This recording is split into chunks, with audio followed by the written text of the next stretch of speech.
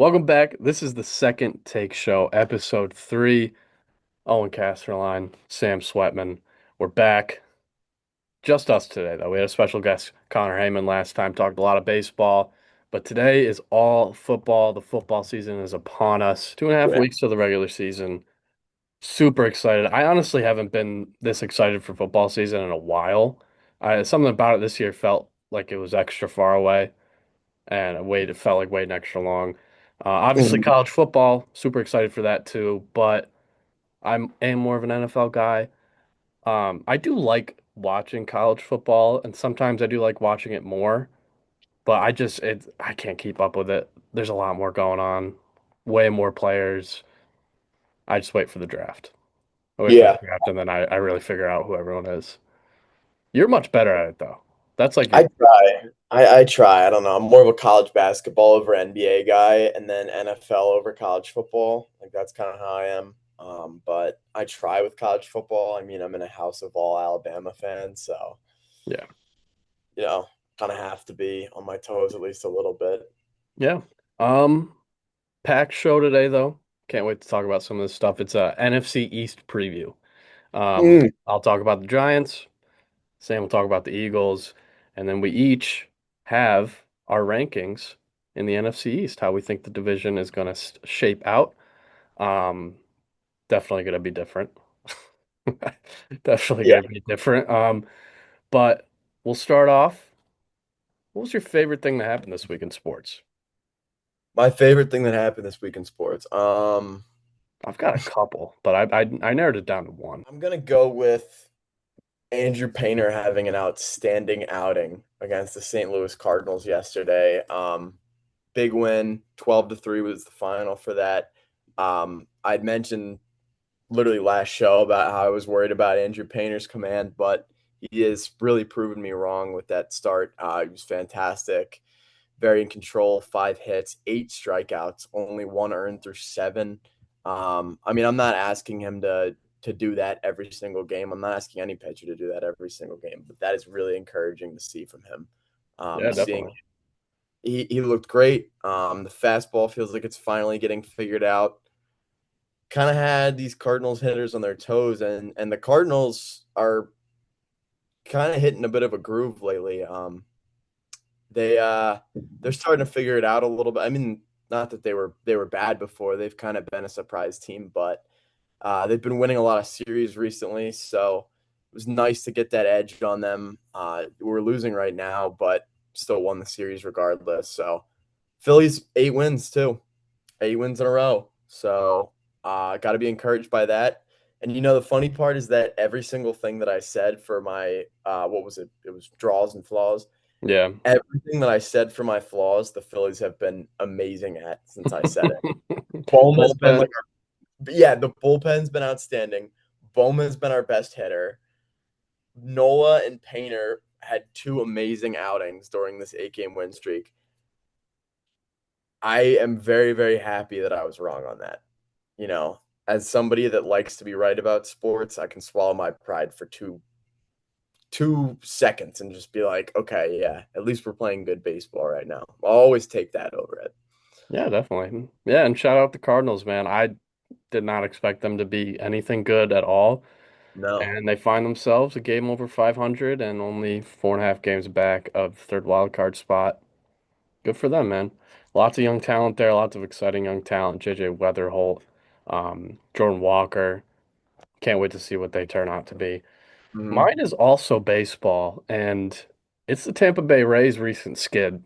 Mm. Has done wonders for me and my Yankee fandom. They went 2-4 this week, 3-7 in their last 10 after a 10-1 start to August. So as far as I knew, I thought they had the division on locks. The Yankees are only 3 games back of first. I love it. I don't think there's a team that needs a first round bye, or I guess I should say like a non-wild card matchup than the Yankees. Yeah. I think they would benefit a lot from just getting to rest before they start their first playoff game. That's all I got though. Love to see it. I hope they keep losing. They're just really doing a favor for the Yanks right now. Because the Yankees, I Mhm. mean, they're playing better baseball, but still not great. Still, the lineup still really needs to figure itself out. Tough news with Giancarlo Stanton. Tough Yeah, news. It's not confirmed that he's out for the season, but he probably is out for the season. yeah, Um, strained his other calf while running. yeah. I don't want to get into that too much. I have a lot of thoughts and opinions, but all in It- all, that's a big blow. That's one of our best postseason bats. And you know what? These are the times that I guess we're thankful that they built up so much platoon and bench guys. So we'll have to see how yeah, that. that's tough about Giancarlo. I mean, I didn't even know what his timetable was going to be to return in the first place. We had said last time on the show that him and Judge and Cody Bellinger, all of them haven't really been given a clear time or like expected time to be able to come back. So, it's tough. It's very, very tough, especially for an offense that has been struggling the way that it has this season. Uh, it's unfortunate, and it's really unfortunate for Giancarlo too. I mean, 36 years old and out this entire season, pretty much. I mean, he played a handful of games, and then he's been out ever since. I think April, right? Yeah, just about Yeah. towards the end of April. He was hitting really well beforehand. And on the Cody Bellinger note, he's back. Plays playing Well, today. Has a hit so far. Yankees are up 5-2, bottom of the seventh. This would be a big win against the Blue Jays, who are surging right now. If you look at the American League standings, it is hilarious. We talked about how the Astros were only 3 games above 500 and leading the West. They're now at 500 and still leading the West. jeez, dude. It's hilariously bad how ridiculous these wild card standings are, and it's getting carried by the American League East, which scares me because those Hmm. seem to be the teams that we can't beat in the playoffs. So we'll have to see how it goes. Even the Orioles are only what, a game back of the wild card now? Orioles a game back, Blue Jays a half game of the Yeah. Guardians for that third wild card spot. Not Yeah. good. I Not good. mean, this is I like want the Guardians to get in. I love beating up on them in the playoffs. Love it. this is like classic AL East though. Like, I mean, four teams making it. We haven't, man, when did that last happen? It's got to be recent. I don't know. That's a good trivia question though. Yeah, I don't really know the answer to that one, but I'll tell you this. I mean, the division is one of the best, if not the best, in all of baseball. And the rest of the AL you mentioned is not even pulling their weight. I mean, the White Sox are in first in the AL Central, 5 games over 500. Astros at 500. All the rest of the teams from second to fifth in both of those divisions are under 500. Ridiculous, dude. It's bad. And to It's really, like a much lesser scale, National League also is kind of having that difference in levels of these teams. Like you got your top dogs, and there's more of them in the National League, but the drop off is quick hmm to some of these other teams, like an Arizona Diamondbacks who are still in the race, only 6 games over 500. We talked about the Cardinals, only a game over. hmm It's weird this year, man. It's really hmm weird. So it's going to be fun come playoff time, whichever of these teams sneak in for the wild card, if any of them could go on a run. That could be really yeah, cool because I you know agree. they're going to be going against a good team no matter what it is, who it is, And I should say. one of these teams is going to be able to make it out too. I have a Uh, feeling. unless if it's the AL and whoever's playing the Astros. So the third wild card would play the Astros, and that whoever plays them might actually be favored. So that's football It's time. the year. Before we get into the NL East, I have a um a personal issue to address with the NFL. Maybe it's on me. I've been super late to this. This video came out, I think it said 4 or 5 months ago. But for the first time, I was watching their top 100 plays that they post on YouTube. The Caleb Williams throw. in that divisional game against the Rams that went to overtime. Hmm. 18 seconds left. They had to tie the game to force overtime. Number eight. That's the eighth best play of the season. It's That ridiculous. was maybe the best pass I've ever seen. Not even Not even yeah, an exaggeration, not recency bias. That is genuinely one of the greatest throws I've ever seen. not even to mention the implication of what it meant. I Yeah, mean, at the time, because it's they about the were. implication. I knew you were going to make a reference to that. Shout out Uh, Always Sunny. I mean, yeah, it's the timing of it, the fact that it's a second year quarterback, the fact that the Rams were so heavily favored. Like, I don't know. I don't understand it either. And And there's seven other plays ahead of it. I wrote them all down because it some of them don't make sense. At number seven, so right ahead of it, was the Seahawks pick six in the Super Bowl. I get it, it's the Super Bowl, but they were already up 22-7 with 4.5 minutes left in the game. yeah, stupid. And the Seahawks were in their territory, I'm pretty sure. Yeah, I no, don't think they were. I I don't know. Number six was the Puka catch against the Panthers in the regular season. It was just around the start of the fourth quarter. Um, but it's a regular season game. I mean, the catch was fantastic, though. That was was. one of the best catches of the year.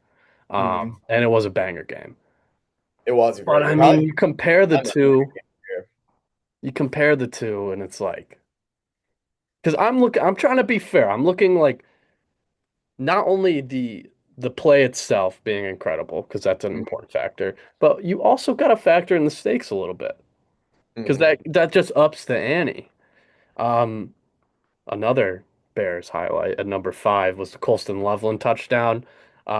He Yeah. It was against the Bengals. He caught it. I don't know how many yards it was, but he bounced off like four defenders and then What somehow was that was came to win through. the game, I think. That was a Yeah, game win. but Um, it was against the 3-5 Bengals. that was a really good game though, and I can understand the placement there. I wouldn't have a problem with it had the Caleb Williams one been higher than it.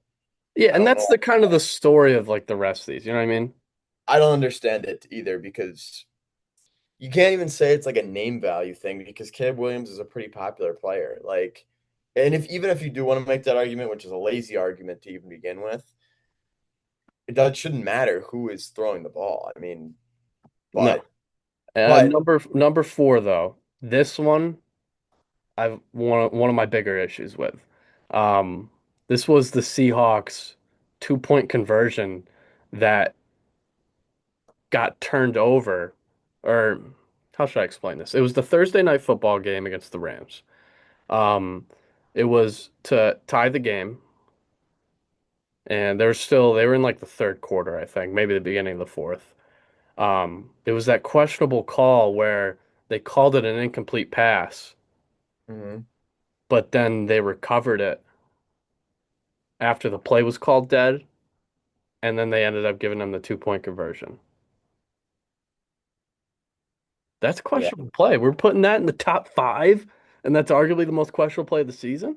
Whether I it's actually like whether he should have gotten the 2-point conversion or not, play was mhm. called dead, and Yeah, it was they had to review it. yeah, Yeah, and they didn't do anything that spectacular. Now number no. three though, this one this one's good. It's the Jameis Winston receiving touchdown against the Lions, which was also a banger game. Ended bad for me personally, because the Giants lost in overtime. But it is the coolest play ever, so that's fun. I don't know how well I remember that one. The Jameis Winston catch. Oh, I forgot who threw it to him, but it was a trick play. There was multiple lateral passes, and then he runs out. He makes a touchdown. I think it's when he stiff arms someone to get into the end zone. Whoa, when did this happen? I know you said Lions game, but I gotta You don't remember that? It's so good, dude. not So that one has a special place in my heart. So I give it that one. This next one, I think I may have my biggest issue with, and you're not gonna like it. It was the Eagles game-winning blocked field goal against the Rams. Rams. Lots of Rams lowlights here. And if you watch the video, the whole video is full of them. They're on the butt end of a lot of these. But this one, man, was it great? Yes. I mean, anytime you block a field goal to win a game, that's spectacular. But this was week three, and there was already so many blocked field goal, game-winning field goals that already happened. That's even that same day, and we're Well, giving this number two. Give me a break. that game was also insane too. It Um, was. But you that were Jets Bucks game, I think that was the same day, no? When yeah, Aaron Glenn did the because I remember being like, wow, that was weird that we saw that happen so much in a single day. that's what I mean. And they didn't put that one in the top eight, but this one did. Give me a break, man. Give me a break. It's week three. It's week three. I still would probably put it top three. It's just for me, it unfortunately, Caleb's that one just beats it in my opinion. And I don't think that there's any like bias behind what I'm saying because it's no secret that we both love Caleb Williams. I mean, like He's he's my probably both of favorite. our like favorite quarterbacks that Yeah, are he's not on our he's team. my favorite non-Eagle. But I mean, the plays that he made were some of the greatest plays of the entire year last year. And ultimately, it's a quarterback oriented list. We see that all the time with the top 100 players. He's got number So one too. yeah, I know which one you're talking about too. It Which, was which again, great one, but this one I understand it because it was insane. It was in overtime and it was against the Packers. I mean, divisional. a Bears Packers game where the Bears like for Bears fans, that's almost like a playoff game with that rivalry and how much they dislike each other. And it was also I don't know. I think if they lost, they still would have been in the lead in the NFC North because it was weird. The Packers had tied a game that season, so they would have been like 10-4-1, and the Bears would have been 10-4, I think, or something like that. Yeah, it was right around. Um, or no, that I guess the Bears would have been 10-5. So it was for the to keep the NFC North. That was nuts, and it was at home. That was a good one. A But lot, a still, lot of like Caleb plays. Great. he makes clutch plays. I still just don't. I'm with you on this. How the hell are you going to put that at 8? I How think are you yeah. like It, immediately anything? I feel like because when we talk about great plays, it's kind of relative, right? Like it's subjective. It's based on whoever thinks that a play was better than the other. Do you like game-winning plays or do you like spectacular catches more? I think you should always consider the first one more. Anytime that it impacts a game or is like the final play of a game, which is why that Eagles blocked kick I think is really, really, I think that definitely deserves its place on there. If you're talking about a Puka catch, awesome. Is it the OBJ catch? No. Is it the Julian Edelman Super Bowl catch? No. Is it Jermaine Kearse in the Super Bowl? No. It's none of those. Like it's nothing that was so mind blowing and impactful that it completely altered the regular season. It was a great game. I think probably definitely one of, if not the best games of last year.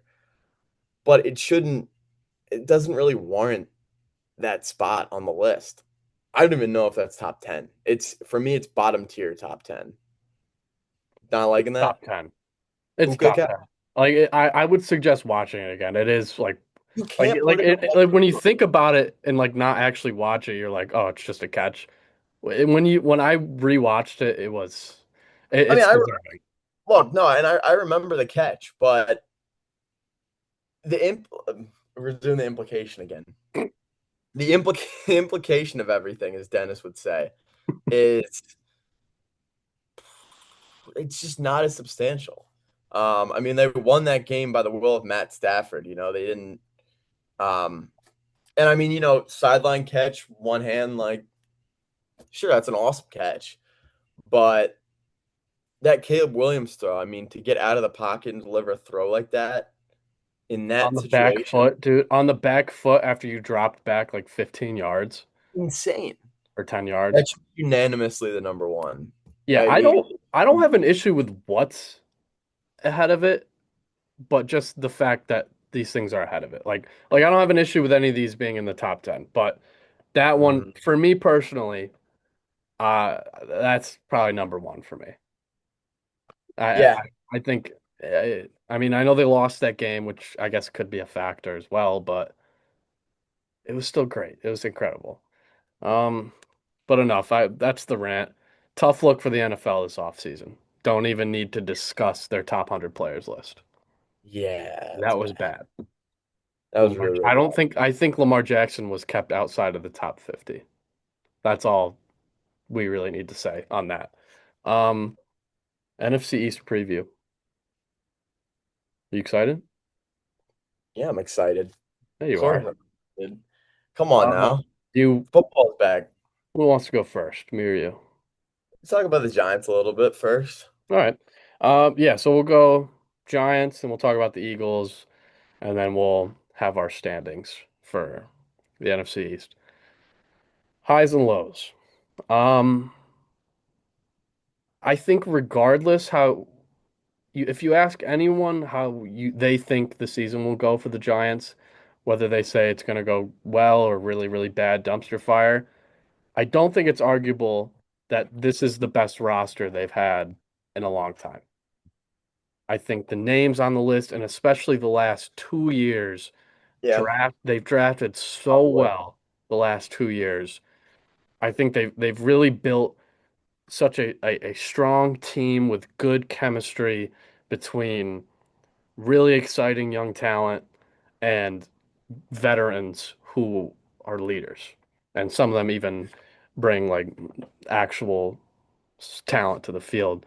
Um, like for that defense, I really think Brian Burns is like a really, really big factor in that room, not only his ability, but as a leader, I think a lot of this defense looks to him. Um, Hmm. and then on offense, I think Jermaine Illuminor, a guy like that, could really step up. Andrew Thomas, like these vets who've been there. Jameis Winston, like he's the ultimate vibes guy. And I just think they have such a great mix of everything. Um, but there is going to be issues. I think you start with the injuries. Um, to me, I think they're top five, if not higher, amongst teams that are solely relying on the health of their players.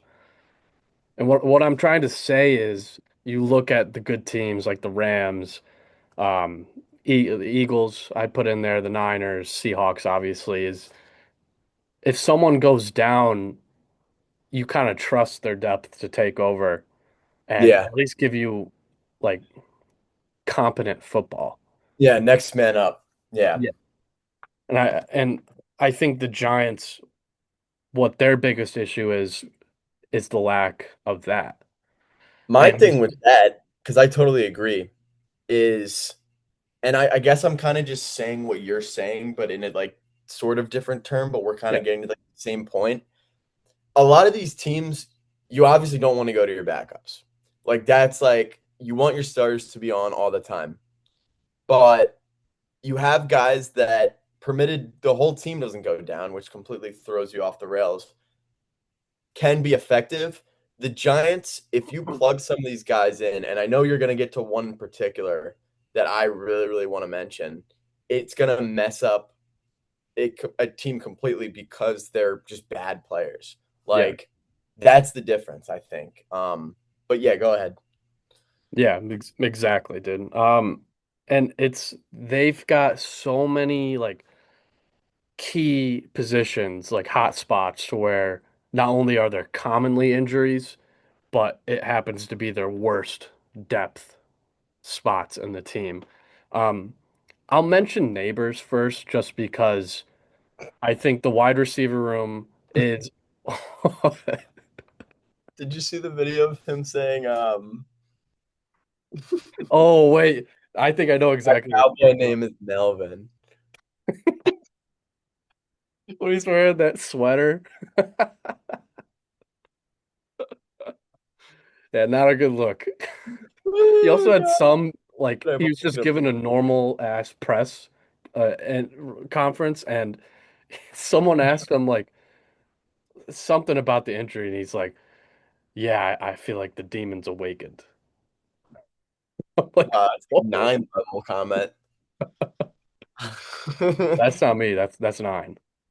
I like Neighbors too. Like I do like him. You know, there's always I think the NFL especially is one of those leagues where there's guys that I'm like, as much as I hate to say it, okay, I hate the teams more in the NFL than any other league. But a lot of the players I end up liking or respecting more. Um, like there's like a handful of Giants that I'm like, I like. I mean, Abdul Carter's one. Obviously we like Abdul Carter, Penn State fans. Um, but uh, but yeah, I just thought that was funny. The neighbors clip.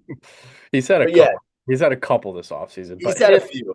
him in particular, I wasn't sure if I wanted to include him because the wide receiver room is very deep for the first time in a while. And it's not like notable names, but you have a lot of guys that are good options.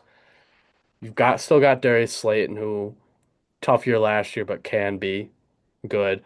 Calvin Austin, I like. Again, Yeah, not much there. Darnell Mooney, same thing. Whatever kind of receiver, but a I good actually, good I see. plug and play guy. I really like the Darnell Mooney pickup a lot. I do If I'm too. a fan. I do too. I think that's a better two or three option than they've had in the past. Malachi Fields, I mean, there was a lot of question marks about him, but he's had a really good preseason, like Yep. really good camps. He's could be a really good deep ball threat. Hmm. Um, OBJ is there, man. I mean, it's OBJ. That's fun to have. I don't know how much of an impact he's going to make realistically, I but don't think much of any really. no. And then Isaiah Hodgins really finds himself as a Giant somehow every year, and is successful. It's really not it's not bad. Braxton Berrios is there again, just another name. Like if something really bad happens, he's not the worst guy to come up. Back to Malik Neighbors. What I'm trying to say is he's still an issue to me if he goes down, obviously, because similarly to last year, you lack that do-it-all guy on the offense. I mean, you look Mm, at in terms of receiver strengths and skills, he's fast, he's shifty, he's got good hands. He's a really, really good wide receiver one. Um, mhm. if he goes down again, and that's to me what they lacked last year too, in a bunch of those one score losses, which they had well a bunch.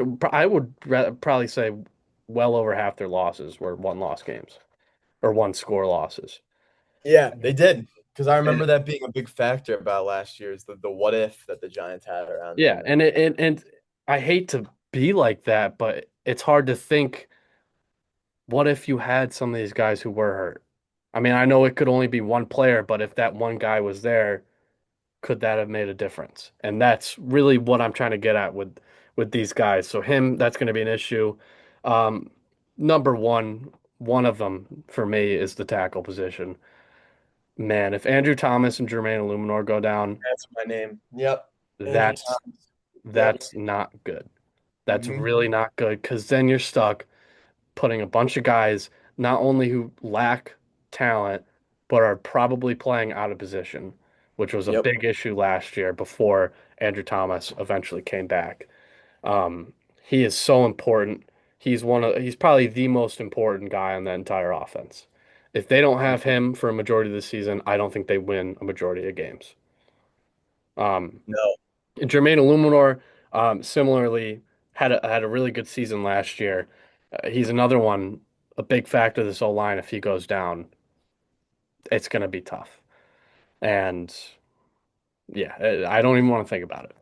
I don't even want to think about it because they're both probably going to get hurt at some point. The Yeah. corner position. Now, think how you want, like, feel how you want to feel about Paulson Adebo. Um, at times, he can look like a top 10 corner in the league, and a lot of times he cannot. Hmm. He can. tend to get dusted a lot by some receivers. But in the scheme of this defense in the secondary, if he goes down like he did last year, it's a mess. It's a mess. This cornerback room is still not very good, No, especially with they're how not. injury prone all these guys are. Yeah, I am optimistic about Colton Hood. I think if he finds something that could be a lot of fun, also questionable.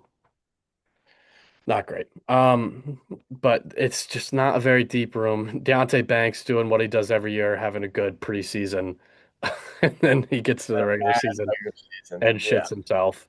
Um, Yep. and then we'll stick in the secondary, Javon Holland, one of the best free safeties in the league, in my opinion. It was very noticeable when he went down last year. Um, it's just that they lack so much depth, and I get super worried if any of these guys get down, what it's going to look like, because it's going to feel like every single year with these defenses, with these guys who have no business being out there. The last position I'll say is inside linebacker. Impressed with Arvell Reese.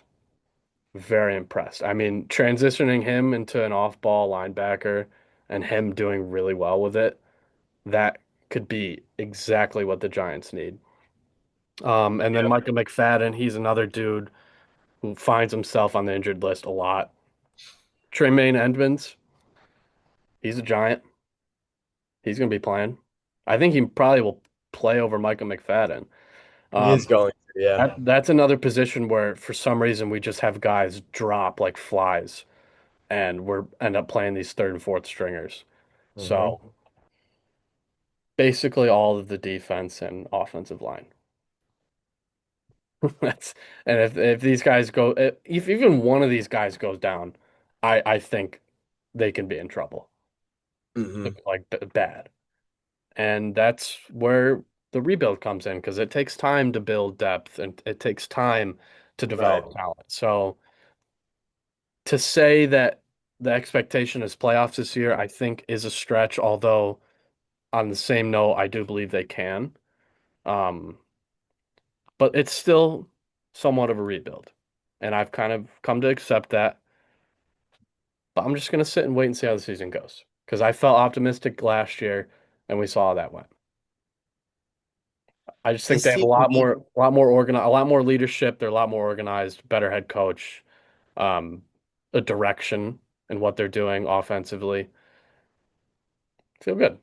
I can't really give you another team that's a bigger hit or miss. I think They the have Bengals. I think the Bengals are always up there for me. Bengals could be, but I'm expecting for me it's if everything pans out correctly, I'm expecting the Bengals to be 8-9. I feel like that seems like that's gonna be where they're at. Giants are a different team. They could have 4 wins. They could have 10 wins if everything shakes up correctly. You had mentioned when we were talking earlier that you think the schedule is a little bit difficult. I think this is a decently favorable schedule for the Giants. I mean, it's not the easiest schedule in the world, don't get me wrong, but there are plenty of games. And, I don't want to overlook this because there's always going to be trap games during the year, but you have definitely a lot of winnable games, a lot of teams that I think are on a similar level to the Giants on paper that could end up being wins for them. I honestly think that the Texans are a team that I don't know what we're going to get out of them. I have no idea. Um, Defensively, yeah, it's pretty clear they're going to be very good, but CJ Stroud's just taking steps back and back. And I don't want to look too much into that postseason because that, was really an outlier. That was horrible. And he wasn't bad in the regular season last year, but is he going to take that bigger step? Are the Texans going to be able to win that division with the Jaguars on the rise and with the Titans? Maybe the Titans are actually my biggest hit or miss. They could definitely be a big hit or miss team too. But point is, the Yeah. Giants are volatile. The Giants have the ability to succeed. I think a lot of it does rest on Jackson Dart, not only his health but also him evolving more as a passer. We saw a lot of good stuff from him as a passer, he can be a really effective dual threat. It's just he's got to just learn to slide the ball or to slide in general. I worry about that if I'm a Giants fan. I'm not. So I don't know how much I worry about it. But yeah, I mean, to me, this offense is retooled. You'd mentioned the receiving unit's better. I totally agree with that. It's just this defense. I can't buy into this defense right now. I don't think it's a good enough unit. Secondary, we'd mentioned very weak in my opinion, and completely hit the nail on the head too when you're talking about depth. I mean, you don't want a lot of these guys coming in.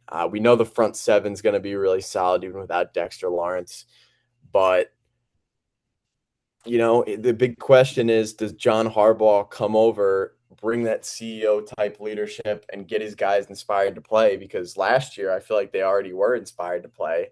I'm still a Dable guy. I don't think Dable was a bad head coach necessarily, but is Harbaugh really going to unlock their true potential, or is it going to take more roster overhaul on his part for them to really be at that effective level of being a playoff team? Because I think right now, I see this team as either 7-10 or 8-9.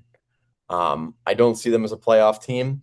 I don't think they're going to be the worst team in the NFC East, though, and we'll get to that in a second. But it's just about who's buying in on the Giants this year. That's the biggest factor that's going to come down to their success this year. I'm gonna disagree with you. I feel more confident defensively because I didn't even mention Denard Wilson.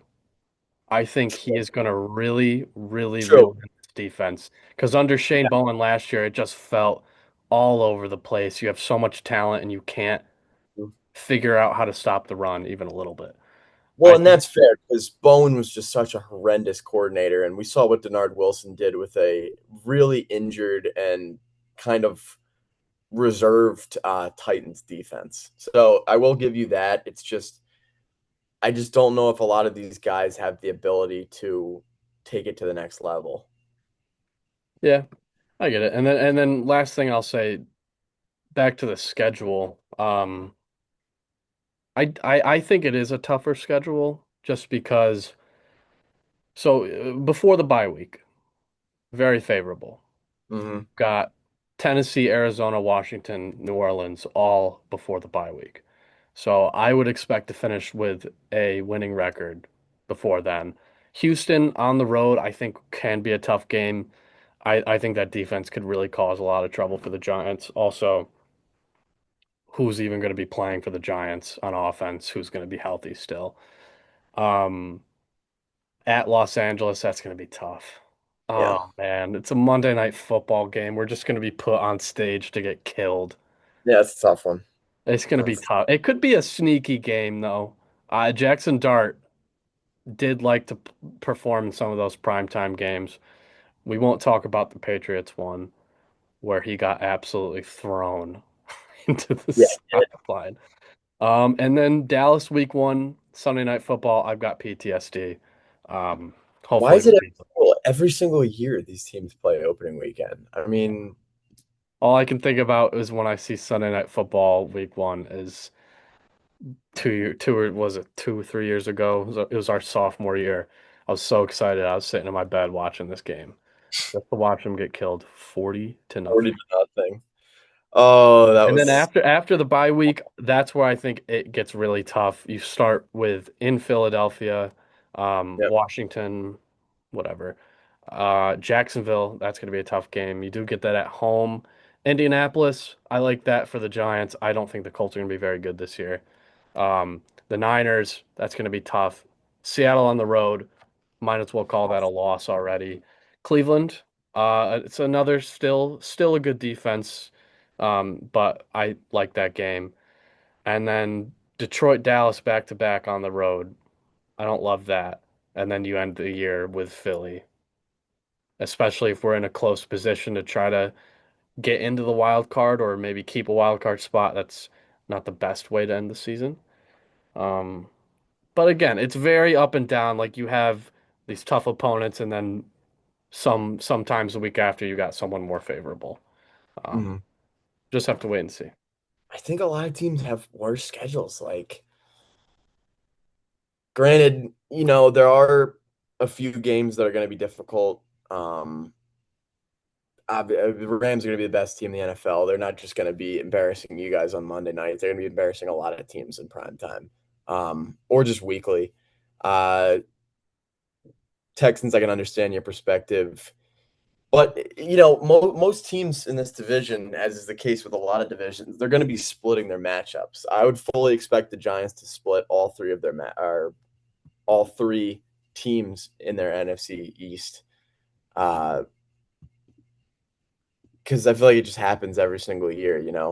I would say So the I only have one is depending on how the Commanders are. I think if they are decent, then yeah, but if they are actually really bad, then no. I think they got that. But they yeah, are always sneaky. They always give all the NFCs to fight whenever they match up. Always give they you guys do. a fight. Yeah, Always. every I single never year. see a Commanders Eagles game that isn't like a one possession game. It's frustrating. It feels like we play down sometimes, but I think they just play up.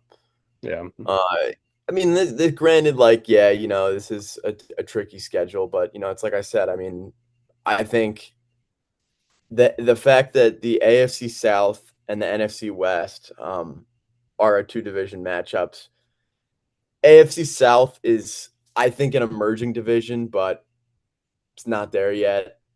The NFC West, on the other hand, yeah, like That's that tough. that That's gonna be division tough. that division is a juggernaut. That's Um, gonna be tough.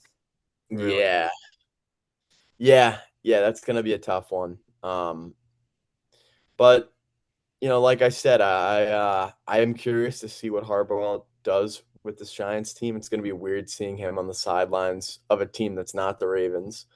And this is a big year for Jackson Dart. Is he going to continue his success? Is he going to stay healthy? Is Cam Scatterbo going to build off of last year? Has he been out for too long, or is the hype train dying away and he's going to become more of a, oh, you remember that guy? Man, he was fun for that rookie year. And then we didn't really hear from him after that. A lot of what ifs going on up in New York. I think there's somewhere in between that overachieving and underachieving. Because they did get better, made a lot of the right moves. They're just, to me, they're not there yet. Yeah, I'll give you that. I just don't see it yet. The Eagles are not there at all, though. Oh my God, this guy. Not even close. How you feeling about your Eagles going to the year? 0-2 in preseason. You know, preseason matters, so Right. It's very important. it is. We have some things to talk about, obviously, with the Eagles. But overall, don't really think our schedule's that bad in terms of difficulty. And we've had some really difficult schedules the last few years. This definitely feels like one of the easier ones that we've had in recent memory. You got your challenging games. I think Commanders week 1 should be a win. I don't see that being a loss. Titans week 2. I've been saying it, man. I mean, the Titans think they're going to turn things around this year. Um, Bears on the road, tough game. We got killed by them last year. You'll be in Rams at London. home. Yeah. Oh, the Bears game? Yeah, you're right. No, I think it's the Jags game. The Is it? Jaguars. Yeah. Well, the Jaguars play every Why do they game in always London get London? They're like London's team. because Goodell wants to move them. Like Remember it's the just one all year that you remember the one year they had two games back to back in London? That was he wants absurd. them there. He wants them there so bad. Why? They still said I would point towards so many other teams to just get rid of. I know, especially Titans, because like I you're mean that's gone. just I don't think London should even be considered at all. I'd consider Mexico City before London.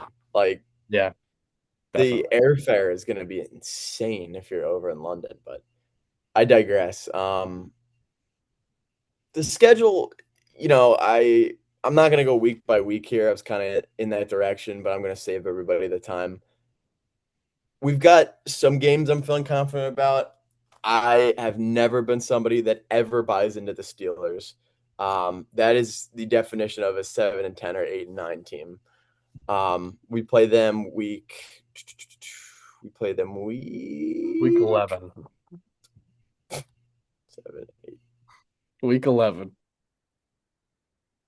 I got it For a right fact. here. I've got it You're right right. here. Right, it's the first game after your week 10 bye week. Yeah, you're right. Battle of Pennsylvania. That's always fun. We always win those too.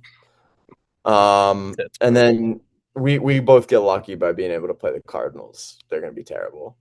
Yeah. Seahawks at home.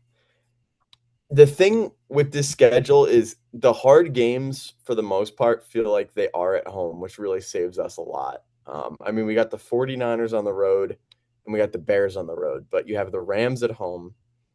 Jaguars, we're not counting them because it's in London. Um, Panthers at home. Call me crazy. I think that's going to be a really tough game. It was for us last year. There's plenty of factors that go into this being an easier schedule. I think in terms of, you can compare it to last year, 2 years ago. Definitely an easier schedule. So we have that. We have the schedule being easier, which definitely helps a lot. But I think even if they had a tough schedule, I mean, what's the reason to believe this team isn't going to succeed when they've been doing it for the last few years? I mean, we don't really have a ton of roster overhaul going on, like some of the pieces that we added. Jonathan Gennard, unfortunately, might not play week one. So we'll see how that affects a defensive line that wasn't really able to generate a lot of pressure off the edge to begin with last year. Um, but I feel like that's one of the more mild of our concerns. I look towards the secondary. That's going to be tough. You lose Reed Blankenship in the offseason. Really hurts that safety room because right now Marcus Epps would be our starter unless Cooper DeJean becomes the option there, which then you have your own new can of worms that you're opening up because who's your nickelback? Um, so I trust Vic Fangio more than just about anybody in this entire league to be able to figure that out. But even he probably would admit that this is a tough situation to be in. We got guys that were kind of waiting to see that leap forward. Nolan Smith's a good one. I mean, injuries have kind of derailed him so far, but during that postseason run in 2024, what he was able to do was outstanding. So, what are we going to see from him? Jahad Campbell is now the starter alongside Zach Vaughn full time. So, what are we going to see from him? I think he's going to be really solid personally, but you know, no way that we can really prove that right now. Uh, a lot of new faces and new names that are in this defense outside of the starters, even the starters included. You got Tariq Woolen in the offseason, which I really liked. I thought that was a great pickup. You have a speed corner that can be able to stick to receivers. Quinyon Mitchell, we know, is going to be on the team's best receiver. So if you have Tariq Woolen on a deep threat, I'm feeling really confident about that. But yeah, that's the defense. We know the offense is going to be solid. The O line continues to get worse, I would say, by the year. But even then, I think that we have some guys that'll be able to step up. I look at guys like Markel Bell, who we just drafted, and he's just an absolute unit, but also a big project. He's 6'7", about 340, so he is a massive human being, but very, very raw prospect. Um, Kind of reminds me of a Mekhi Becton coming out of college. And an even bigger concern about this offensive line is you lost Jeff Stoutland, probably the best position coach in the NFL. That was really the reason why this offensive line was so successful. And now he's gone. So are they going to be able to? And I mean, it's huge that Lane Johnson's still here. It's huge that Landon Dickerson hasn't retired yet, even though he's injured every single year. Are they going to be able to carry the torch to these younger guys? Because this has been our biggest infirmary has been the offensive line. Everyone gets hurt. Every single year, these guys are getting hurt left and right. So, offensive line is one of the most important parts about your team. I mean, there really is no unimportant part about a team, but the offensive line, if you have guys that aren't healthy, this can get awry really, really quickly, especially because I'm the littlest bit worried about Jalen Hurts' decision making sometimes when the pocket collapses. He doesn't have the same scrambling, excuse me, ability that he used to. So if this offensive line stays intact, I'm a lot less worried about that. Uh, AJ Brown's gone. We'll see how that impacts the team. Dontavian Wicks has been awesome in preseason and training camp. So I would say overall, I know that I just mentioned a lot of positions, a lot of new faces, a lot of hypotheticals, but this still is a very, very similar core. Devontae Smith, Jalen Hurts, Saquon Barkley. On the offensive line, you have Jordan Mailata, Cam Jurgens, Landon Dickerson, Lane Johnson. On defense, Quinyon Mitchell, Cooper DeJean, Jalen Carter, and Jordan Davis both got locked up in the offseason. So you're going to have them moving forward. That's the best inside D line in the entire NFL, and it's not close. I mean, those two guys are some of the best defensive tackles in the NFL, and the fact that they're both on the same line is terrifying for opposing units. So I'm feeling encouraged. I feel like the Eagles win this division again. I don't think it's going to really be that difficult. Um, but if we take a look at the two other teams, what are we thinking? You know? Yeah, I think for the Eagles, no doubt they'll be first. Yeah. I don't. It's really hard to argue with that, especially with the state of the NFC East. But I agree. It feels like there is a regression, like in the totality of the Eagles. Um, Slightly. There's a slight regression that's subtle. I don't think it's going to impact us enough, but yeah, there is definitely offensive line in terms of aging. I think offensive line's a big one. All these guys are just getting older. Mhm, Um, the wide receiver room's still still good, but it is weird to see that without AJ Brown, like you said, and how that's going to play out. mhm. Um, Devontae Smith, if he can really take the reins. Saquon, I mean, I don't doubt Saquon, but this is year nine. He's going to be 30. He's Just see looking how great. his health He's holds up. real good in training camp. That's what I That's good. hear. That's a good sign. Mhm, 'Cause no matter what, they can't make me hate Saquon. Um, and I mean, the running back room is still really good. Um, mhm. Love Tank yeah, Spins. I think it could be a step down from last year, but I also think last year was also not, I think, what you guys expected. No. So I don't know. It could be better. It could be worse. It feels that way. You could say that about any team, but I do look at this team and then I compare it to the Super Bowl year. It's definitely worse from a Yeah. roster standpoint. Yeah. So, I mean, we're no longer the NFC favorites. That's consensus, the Rams. And mhm. even I would go as far to say there's a lot of other teams. Um, just in general, not just in the NFC, but also the AFC that I would probably say I could see being better than the Eagles. But we're still one of the top dogs in the league. Coming off, we're 2 years removed from a Super Bowl win, and we, like I said, have retained a lot of that core, a lot of the big key players in that Super Bowl run. Uh, I mean, people forget, Jalen Carter was one of our best players in that entire Super Bowl run. He's locked up for the foreseeable future. I'd mentioned Nolan Smith. Jalen Hurts is just the most overhated person in the NFL for God knows why. I don't know what he ever did to anybody to get all this hate, but like it or not, Because he's a cornball. right? Yeah, because there aren't millions of those in the No, NFL that. you cannot be the ringleader of the tush push and not get clowned on. Whatever your opinion is on the tush push. How Like, is that on him? He doesn't have a say in that. Also, you do whatever you want to win. I mean, why do you think other people care about that though? They just need well, someone to obviously, clown on. NFL fans are the most cynical people of any sports fans. Like Exactly. So like NBA, when you're the ringleader of the most hated thing in the NFL, people are gonna hate you. so stupid. If you really hate it, vote against it, man.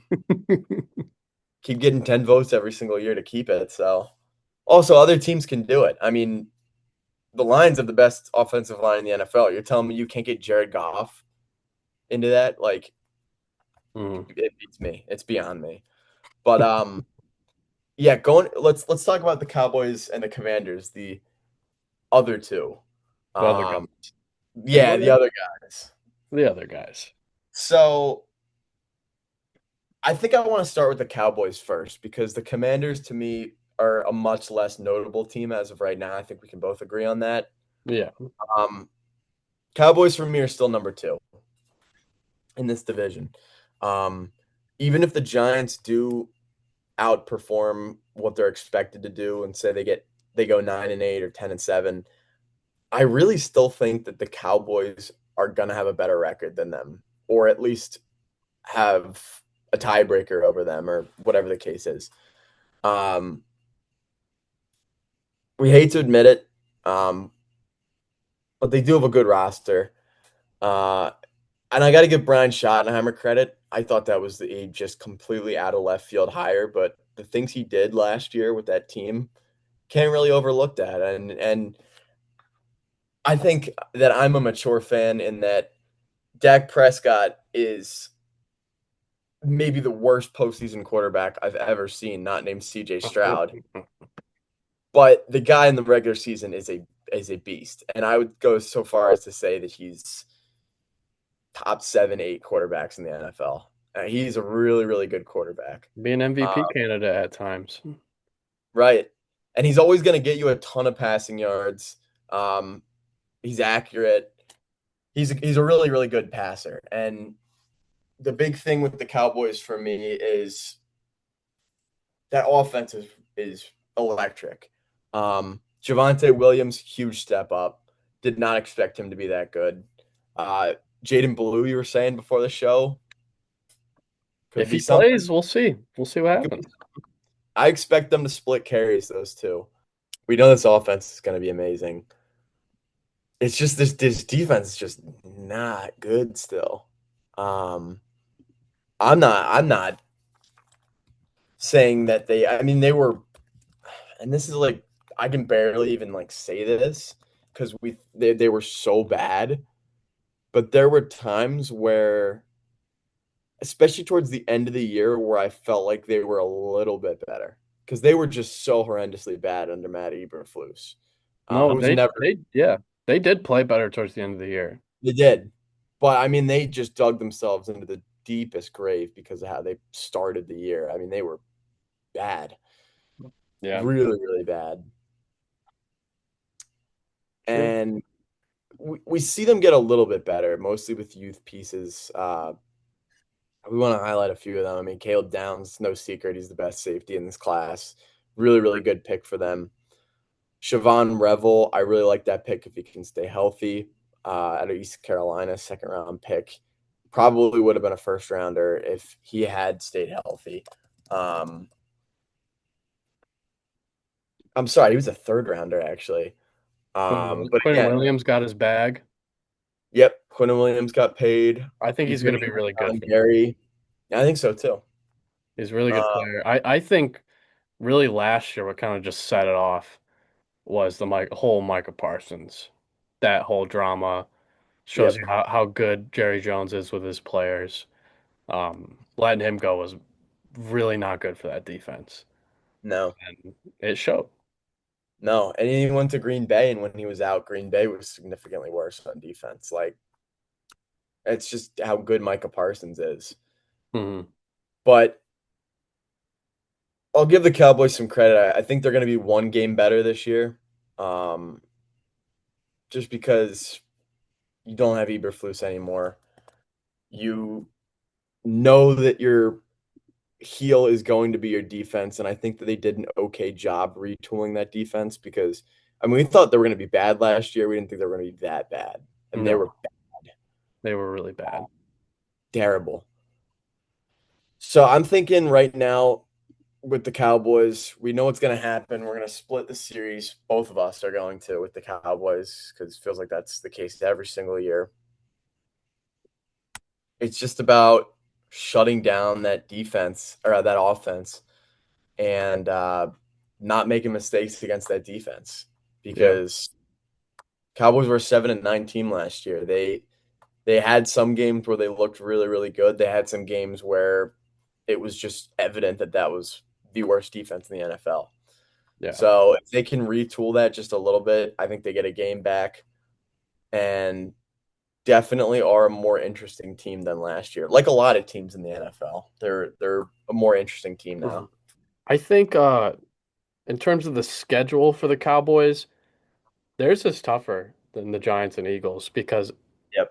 It seems like there's each of us in the East have three games that are different from the others, and theirs are the Ravens, Bucks, and Packers. Hmm. So that's three additional playoff potentially teams that they have to face. Yep.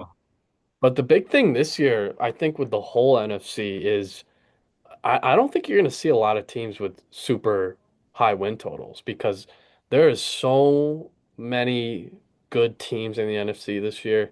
I mean, you start with the West, obviously, outside of the Cardinals, all three of those teams, they're going to be towards the top. The Yep. North, another one. All those teams are going to be competitive. Even the Vikings, like if things work out there, if Kyler Murray figures something out, that's going to be a good team. We know um, uh, they have their ways with quarterbacks. Hmm. I mean, what they did with Sam Darnold was incredible. Um, so yeah, the Packers, another team, Lions, they're going to be better. Yeah. Even the South, like we saw the Panthers become a playoff team. The Bucks are Yeah. always going to be in the mix. You could even see the Saints, not I was gonna say playoffs the or Saints. anything. Probably not I playoffs. You think I think so? the Saints are gonna no, not a playoff team, but I think the Saints are gonna have a very significant jump from last year to this year. Because my big thing, and I've been public about this, I didn't think Kellen Moore was going to be a good head coach at all. I don't think he has the ability to lead a team. And I honestly thought as a coordinator, he was a good, not great coordinator. But credit to him. Talk about maximizing your roster. They had far and away the worst roster in the NFL last year, even Mm, worse than the Cardinals. And what they were able to do with that team was really impressive. And you retool in the offseason. They got ETN from Jacksonville. You draft, I mean, hopefully he's okay. You draft Jordan Tyson. We'll see how he ends up health wise. Really hoping he's okay because I think he's going to be uh, maybe the best receiver in that class. There's some intrigue around the Saints, but yeah, I'm with you. Like they're just one example of multiple teams that have a new look, a new identity, and even a team like I don't think they're going to be good, but even a team like the Falcons has a new, more competent head coach.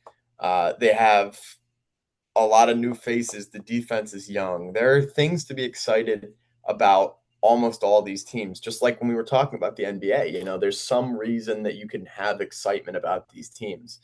Um, Now it is different in the NBA in that I could see a lot of these teams being bad, but that doesn't mean that they don't have something new to offer this year. And the Cowboys are one of those teams. They have some new pieces to offer.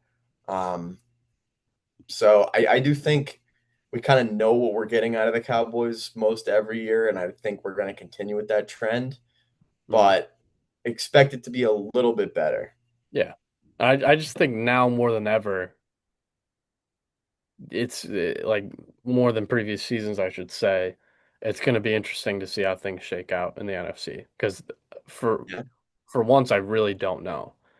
And I think there's going to be even more pressure on the NFC East, just Yep. with all the notable teams that are there, and you compare them to the NFC North and the West. Both of those divisions, I think, are just locks to have almost entirely good teams. Hmm. And you look to the East, South is the South. I mean, there's fun teams, but we don't know. But you look to the East, there's just way too much of what's going to happen. Are they going to be this? Are they going to be that? So it's a lot of pressure on the NFC East. So win totals, I don't know. I think the Eagles are going to be about the same as last year. I would even go as far to say they will be 11-6 again. Um, Mm. I would. So this is where it gets tricky. I had the Commanders last just because, in terms of each of the teams in the East that made improvements, I think they did the least amount with improving their team. The offense to me is still not that exciting. Hmm. Um, Ja'Cory Krosky-Merritt was a fun story, fun headline. Bill Krosky-Merritt, but I mean, hopefully he develops into something fun. Um, Jane Daniels got to stay healthy. That whole Hmm. team relies on him staying healthy, and just I hope no one else wears number 5. Please don't. So I'm down five. Out of That's respect for that's JJ. probably the craziest, one of the craziest headlines we've gotten from the summer in the NFL. Well, because it's blown out of proportion so much. I mean, like I'm seeing like corporations that are posting about it. Like, I mean, it's deserving. Listen, we may look like athletes, but Sam and I are not athletes. So yeah, we trying to, don't know. Oh, I'm speaking for myself. All right, my bad. My bad. But like obviously we don't know what it's like to just to have a number. And I know a lot of dudes pay a lot of money to get a certain number from someone sometimes yeah, in all leagues, especially the NFL. But over a number, man, it's like in the ridiculous. grand scheme, and you got to look at like from our perspective as fans, that's nothing. And with all No, the issues that the NCAA has, which is a lot, that's like I'm sure LSU's lowest concern is making sure Jaden Daniels gets his number retired, or no one, or make sure no one uses it even though it's not retired. yeah, And if your argument's Joe Burrow, like he won you a national championship at LSU. He won right. the Heisman and almost every award under the sun in terms of quarterbacks and offense. It kind of makes sense. And if you even want to look into the NFL, he's made a Super Bowl.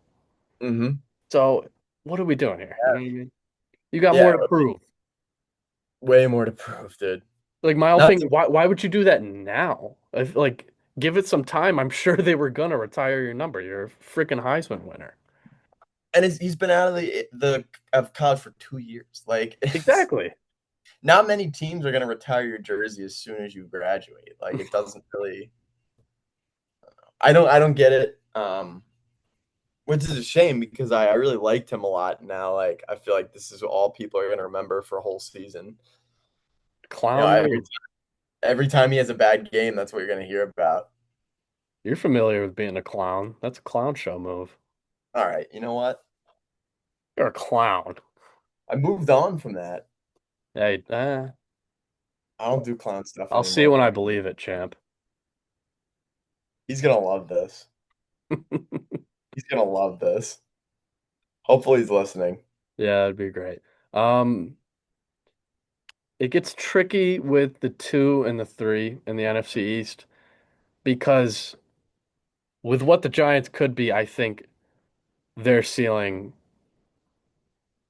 is on par with the Cowboys. So, like, realistically, will the Cowboys finish ahead? Probably, but I'm gonna say the Giants because I'm gonna bank on everything going the way Mm, it should, and it's gonna be close. Um, I think they can finally get the best of them. Again, I don't think it's gonna be a playoff team anyway, just because there's just too many good teams. I think whoever wins the East is the only team out of the East going to the playoffs. me too. Yeah, It's just hard to see the Giants or the Cowboys being better than the Lions or the Bears or the Packers, whoever doesn't win that division. Seahawks, Rams, Niners, whoever wins that division. It's gonna Cardinals, be tough. Cardinals as well, Vikings, Falcons, Vikings. Skull. You know what I mean? You know what I mean? I know what you mean. You know what I mean? Well, I'm going to the Giants. Fuck you. I'm going to the Giants. Okay. All right, we're Gonna doing win it. that. I think the Giants finished third. And that's fine. And it's gonna be like we're talking about probably a difference of one game between the Giants and the Cowboys. And I just think the Giants have the edge here. I do think like actually I the Cowboys are probably a little bit of a better team. Um, but the schedule, I think those three extra games against probably playoff contenders, I think that could hurt them, especially if that defense is what it was last year. And I think the Giants defense is in a much better spot right now. Um, Offensively, no, that's obvious, but if you got a lockdown defense, they just got to do their job on offense. Which isn't ridiculous. It's not ridiculous to say. Not ridiculous to say. So let's go over our four before we wrap this up. I got the Eagles, and you know what? You say fuck me, fuck you, because I'm gonna have the Eagles at 12-5, just to spite you. Then I got the Cowboys, and I'm you're unreal, man. I got the Cowboys at 9-8. It's tough for the Cowboys. Oh, it's gonna be so this. I feel like this division could be really bad. I think that's really where my mindset's at. I don't think we're gonna have a lot of star-studded teams. Well, just because the Cowboys go 9-8 doesn't mean they get a playoff spot. I really don't think that they do. But if I look at the Eagles' schedule, right, like let's go over the 5 games that I think we're gonna lose. You're gonna call me crazy. I think we beat the Rams. Rams aren't going 17-0. This being a home game is really favorable. We've played really, really well against the Rams in recent memory. I get it. I think they're going to be the best team in the NFL. I think they're the Super Bowl favorite. But this feels like a game that the Eagles can definitely win. And I think that early in the season, this is going to be super pivotal because you have a lot of trap games. Um, Granted, the Cardinals, that doesn't strike me as a trap Ooh, game. that's gonna be a tough one. Cannot lose that game. Literally cannot lose that game. Oh, Um, you're in Arizona, you're cooked. yeah, we're real screwed to go to the desert. I don't know if you already touched it. I think one of your losses could be that Bears game on the road, Monday Night I think, Football. yeah, That's gonna be a I tough think game. even more shocking because I don't think it would be shocking to lose that Bears game if I'm being totally honest. That's gonna be a tough game. I I think think that the whole one, I didn't mention it earlier, but I think that stretch of Bears, Rams, Jags, Carolina, and then you do play Dallas at home, but I'll even throw them in there. Like well, it somebody's goes tough. from a really, yeah, it goes from a really hard stretch to a relatively easy stretch. Yeah, the Bears, that's a really, really tough game. Jaguars, we know that they can be really good. I still see that being a winnable game. So I'll give us that. Well, you're playing the London Jags, so Yeah, obviously all their fans are gonna show out too. oh, we want that Jags. We want that Jags. Have you seen the guy that here, let me try to show it for everybody as much as I can. Um he dresses up as a Jaguar. He's like a British fan. If everyone in the UK is not, oh my God, that's incredible. It's great. That's really good. If everyone there is across the pond isn't a Jaguars fan, they're doing something wrong. Yeah, who else would you be a fan of? Like maybe Uh, I could see them liking like the popular teams, granted that's Steelers usually played how there last year.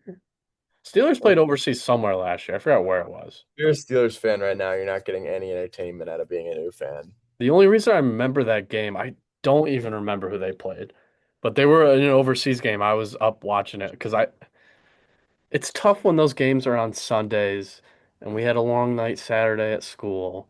I'm not always gonna be up for that 9 o'clock game. That nine even we'll even call it a 9:30 game. I know you aren't, but No, I'm not you've I'm seen not much gonna of be it. there. Yeah, it's too much. And that day I remember I was up for it, and it was the day Jalen Warren had like a crazy game. So that's the only reason I remember it. Do I remember who they play or where they played it? No. And I'm not required to know that. No, we don't have to. No. We're just fun here. Yeah, we like to have fun. Yeah. We like to have fun. You're gonna call me crazy. I think I see this Panthers game being a loss. It could be. I Almost mean, got us last year. it's really going to be is Bryce Young going to play like he did or not?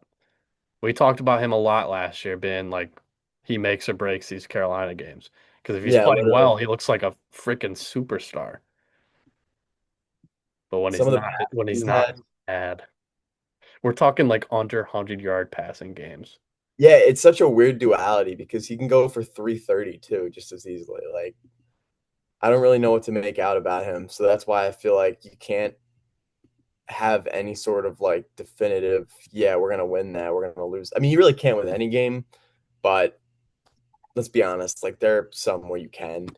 That's one where I'm like, might be a little tough, Yeah. especially because they almost got us last year. They were very, very close. And then I think we split, let's call it, say we split a game with you guys, split a game with the Cowboys. That's four losses. And then let's add on,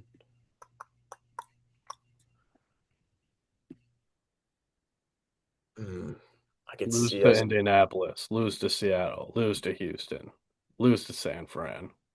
Mr. Negative. San Yeah, I'm Fran gonna could, San Fran's gonna say be a tough game because you I think guys are always hate each other. So, that I could see being a loss. If that's not the case, I could see Seahawks because Seahawks are always they just have our oh, number. dude, that San Francisco, we're gonna see so many fights that game. It's the second to last Sunday night football of the season. There's gonna be so many fights. It's gonna be awesome. It is fun. Dude, the fights in preseason have been absurd. Yeah, what The is going on? practices. I mean, they always fight each other almost every year, but You it don't feels hear about it like this. it feels almost like an out of the ordinary practice if they don't fight each other. Oh, you're frozen. Wow. Don't know what happened there. I don't either. Cut it. Yeah, there's like way more fights now. There's even like in team fights. Yeah, man. I don't know what's going on. Eagles had that with Moro Jomo, like, and then didn't Kirk Cousins and Max Crosby get into a fight? That was a weird one. I remember I being don't know, like, man. It's us football players, man. We're crash outs. We all are. right, right, We all are. us football players. Yes, we all are. Right. All right, I think that is all we have for today. It was a lot of fun today. We were on something today. We were, Yeah. Something in there. yeah, there's something in the air. This video I th should be out by Tuesday, so make sure you like and subscribe and check out our channel for more videos like this. We'll be back next week with another video. And feel free to let us know if there's anything you want us to talk about where we'll talk about anything. So, um, Anything. Anything. anything. Um, but we'll probably get into more fantasy football by then because some of our drafts will be done. All that fun stuff, more baseball, playoff times coming up. This is my favorite time of the year. I know people love March. I love this time with the NFL starting, college football, baseball playoffs. So super excited for this stretch Sam and I got coming up. Thank you all for listening. We'll be back next week. That was really cool.